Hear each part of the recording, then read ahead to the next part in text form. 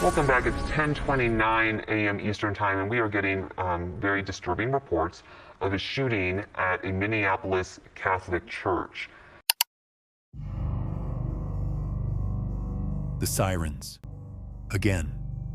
This time, the echo comes from Minneapolis, from the halls of a Catholic school, a place of faith and learning, now marked by an act of profound violence. The images are tragically familiar. The yellow tape stretched across green lawns, the faces of parents, etched with a primal fear, the news anchors speaking in somber, practiced tones. The cycle has begun once more. The world will spend the next few days asking, what happened? They will count the victims. They will name the shooter. They will debate the weapon. But here, we ask the more difficult question, the one that lies buried beneath the headlines and the political debates. We ask, why? Because beyond the crime scene in Minneapolis, beyond the inevitable memorials and the fleeting outrage, lies a much darker and more complex territory. We are not just looking at an event. We are looking at the end result of a long, silent collapse. This is a psychological autopsy, an attempt to map the abyss that opens in a young mind, an abyss that eventually swallows everything and everyone around it. Before the shooter in Minneapolis is inevitably labeled a monster, we must force ourselves to look closer.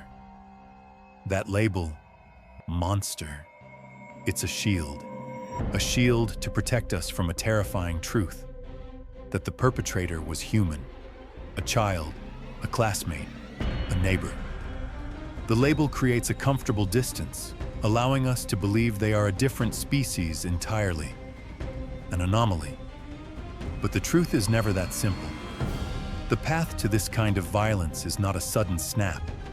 It is a slow, methodical descent, a silent spiral into a place of profound isolation and deeply warped logic. What cracks were forming in the foundation of that young person in Minneapolis?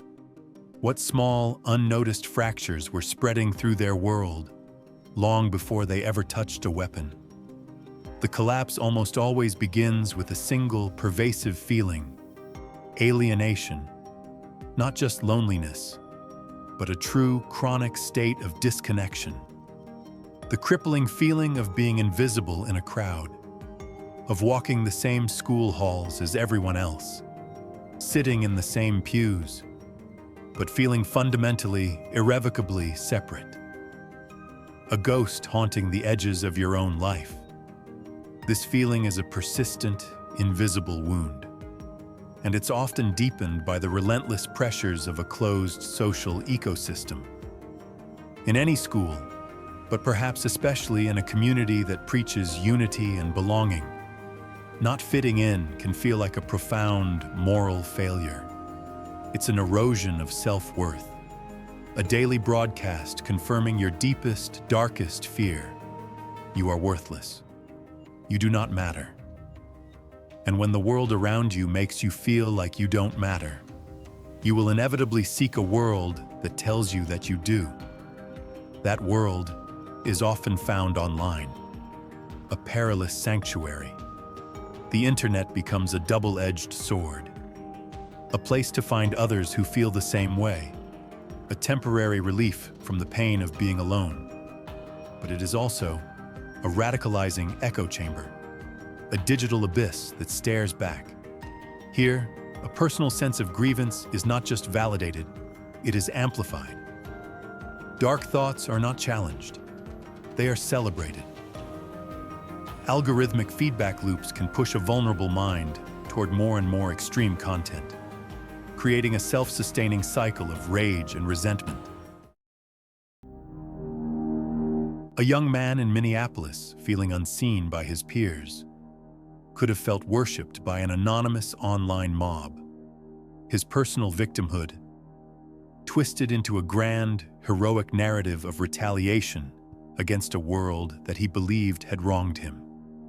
And as this new, validated identity grows stronger, the internal landscape begins to warp beyond recognition. Undiagnosed or untreated mental health issues often act as the accelerant. Severe depression that blankets the world in a gray, meaningless fog, crippling anxiety, or even psychosis, blurring the sacred line between reality and delusion. Let me be absolutely clear. The vast majority of people with mental illness are not violent. They are far more likely to be the victims of violence themselves.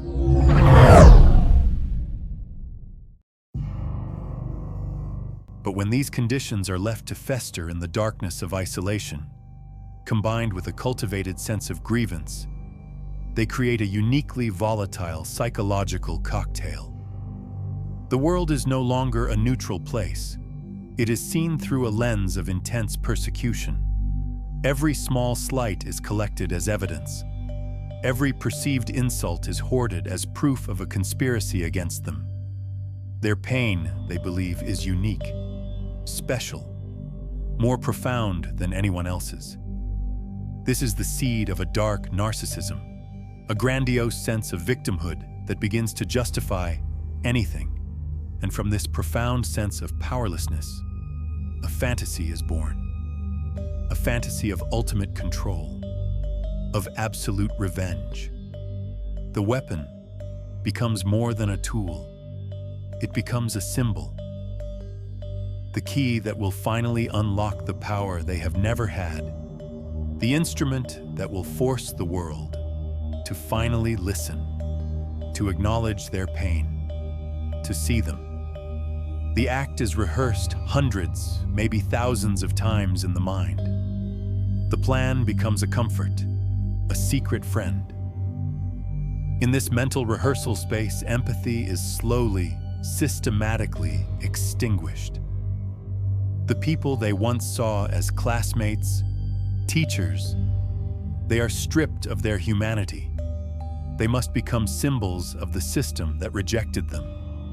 Targets objects. This is the only way the mind can override the fundamental human prohibition against taking a life. And then, the final phase begins. The path to the unthinkable. How many signals were missed in the weeks leading up to the events in Minneapolis? This is the phenomenon known as leakage, a disturbing drawing, a dark, coded post online, a chillingly specific comment to a classmate. These are not always direct threats. More often, they are tests, probes sent out into the world to see if anyone is really paying attention, to see if anyone cares enough to intervene. Tragically, these signals are often missed, dismissed as dark humor, teenage angst, a cry for attention. We fail to read the language of the abyss because we are too afraid to look into it.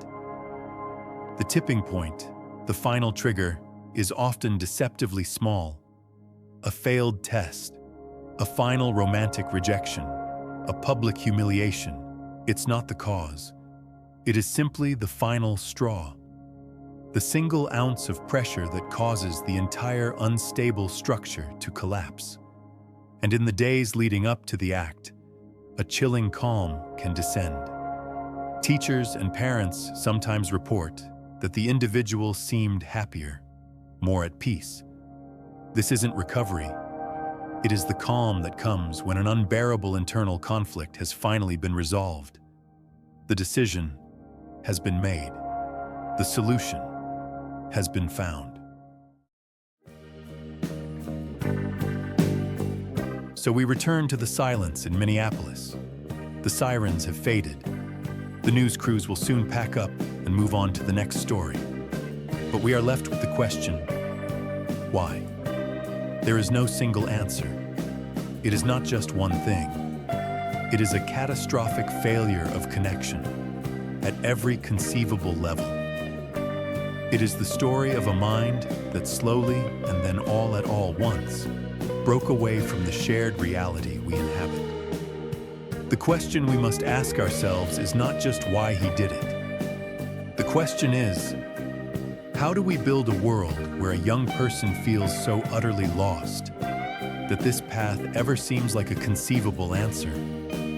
How do we learn to listen to the silence and hear the quiet whispers of despair before they build into a scream that echoes through generations?